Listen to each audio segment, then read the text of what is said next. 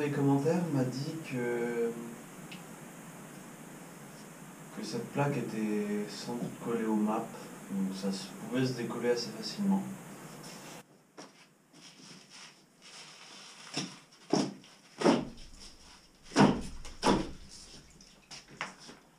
Ça a l'air de bien s'enlever.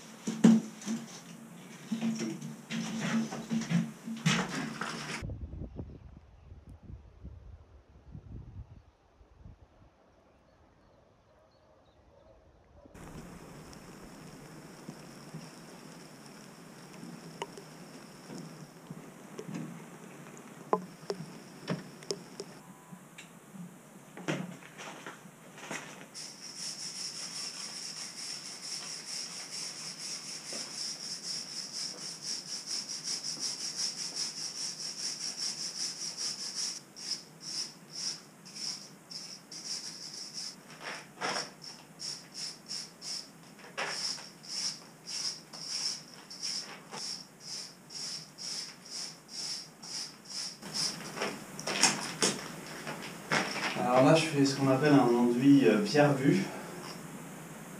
Je trouve que c'est ce qui est le plus joli avec les pierres en granit comme j'ai là.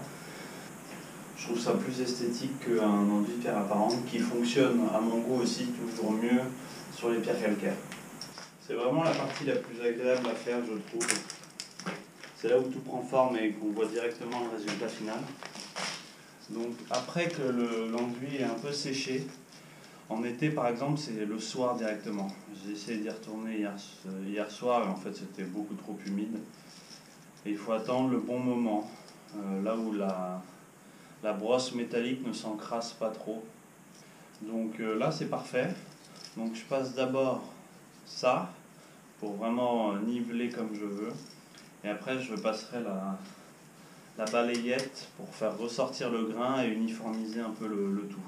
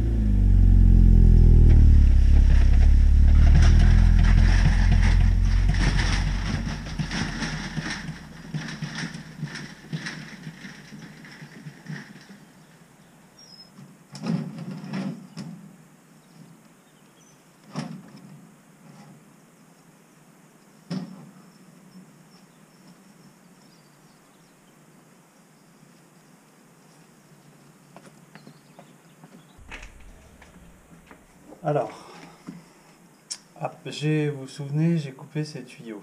Après les avoir coupés, il faut les ébavurer, c'est-à-dire enlever la bavure qui est présente à l'intérieur du tuyau quand on a coupé. Elle est très coupante, donc déjà c'est un peu sécuritaire, et ensuite elle dépasse à l'intérieur. Alors sur une soudure c'est pas très grave, sur plusieurs cumulés ça peut réduire le débit. Donc là ce qu'on fait c'est qu'on prend un ébavureur et on tourne pour enlever la bavure. Voilà. Bon, moi c'est un peu un truc de merde donc parce que c'est de l'occasion, donc il n'est pas très affûté, mais ça fait le travail.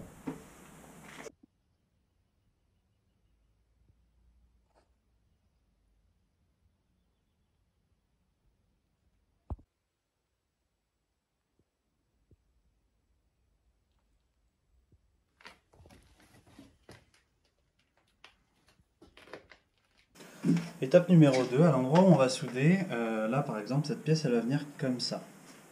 Donc je vais venir mettre de l'étain entre l'extérieur de ce tube et l'intérieur de cette pièce. Donc je passe à la paille de fer, surtout sur le cuivre parce qu'il est en place, ça c'est neuf, pas besoin, pour retirer le maximum de dépôt et avoir une couleur de cuivre presque neuve.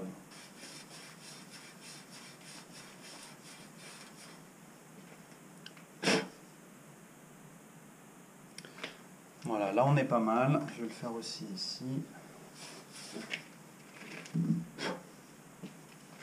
Parfait. Donc là, les 2 premières étapes sont faites. J'ai bavuré, j'ai nettoyé. Je vais utiliser du décapant, donc j'avoue que je ne sais pas trop les quantités qu'il faut mettre. Mais en gros, le rôle du décapant, bah, bien sûr, c'est de décaper. Mais c'est aussi ça qui va permettre à l'étain d'aller là où on a envie qu'il aille. Donc il ne faut surtout pas en mettre à l'endroit où on n'a pas envie qu'il y en ait, notamment à l'intérieur du tuyau. Donc là, je vais le mettre à l'extérieur du tuyau, mais aussi à l'intérieur de la pièce que je vais venir souder dessus. Voilà. Je mets la pièce en place, j'étale en pivotant. Et maintenant, il faut chauffer et mettre de l'étain. Donc, pour rappel, c'est ma première fois. J'espère que ça va aller. Il ne faut pas que je chauffe trop pour pas dessouder ces parties-là. Et un peu d'indulgence, j'essaye de vous expliquer ce que j'ai compris et de faire au mieux. Mais prenez pas ce que je dis bon, pour acquis. Donc j'ai mon étain.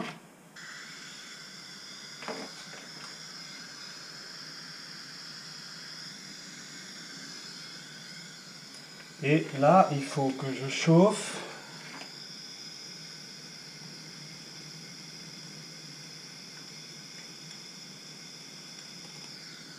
Et que j'y aille un peu mollo.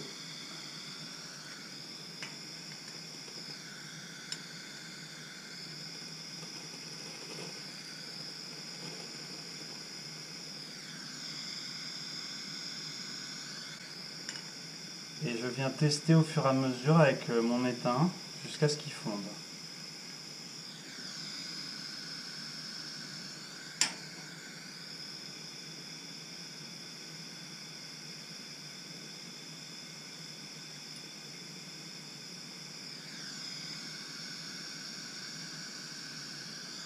Voilà, là il est rentré, donc je peux continuer. Et je viens pousser l'étain dans sa position.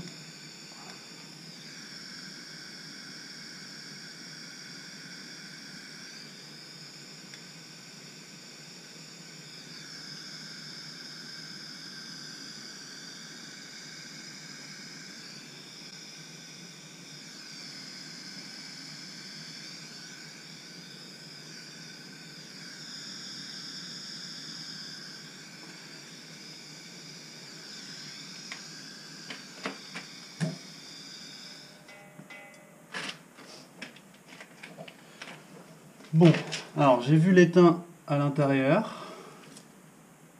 Je regarde. A priori, là ma brasure est faite. Donc je ne vais pas couper pour que voilà, la durée exacte, c'est celle qui s'est passée. Là il faut que j'attende parce que c'est un peu trop chaud. Il faut surtout que je fasse les 4 parce que je ne peux pas ouvrir l'eau. Donc je vais faire les 4 brasures, mettre leur bouchon avec du téflon et puis si tout va bien il n'y aura pas de fuite. Mais je suis honnêtement plutôt satisfait. C'est pas super propre mais je pense que le travail est fait. Il ne reste plus qu'à continuer. Bon, ça y est, les 4 sont faits. J'ai un peu galéré sur l'un d'entre eux parce qu'il restait de l'eau dans les tuyaux, donc j'ai dû les purger. S'il reste un peu d'eau, laissez tomber. Ça l'a fait bouillir et le tuyau n'est jamais assez chaud.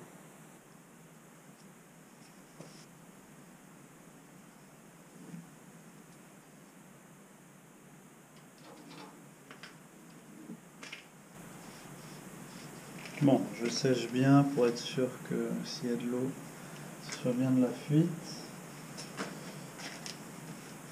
Bon, je pense qu'il y aura une fuite parce que j'ai l'impression d'avoir, je sais pas si j'ai bugué, mais là-bas j'ai l'impression d'avoir vu bouger le bouchon en laiton quand j'ai serré le bouchon. Bon, on va voir. C'est parti.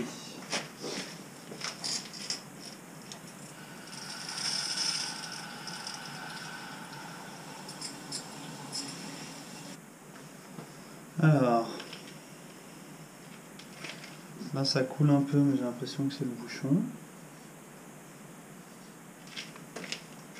Et là aussi, ça coule. Ouais, vous la voyez peut-être cette petite goutte, mais elle se forme au niveau du bouchon, donc il doit y avoir un souci au niveau du téflon. Et pareil sur le dernier. Bon, celui-là il m'emmerde vraiment.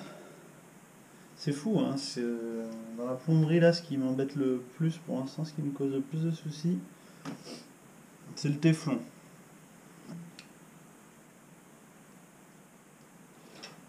Bon, c'est clairement mission réussie. Les brasures ne sont pas très belles, mais elles sont étanches. Donc, sachant que je suis à la cave, on va dire que c'est mon premier entraînement. Je suis très content. De toute façon, je peux les nettoyer, hein. Il me faut du papier de verre un peu spécifique, de la toile émerie. Mais honnêtement, ceux-là, je vais les laisser comme ça. Et ça ira très très bien.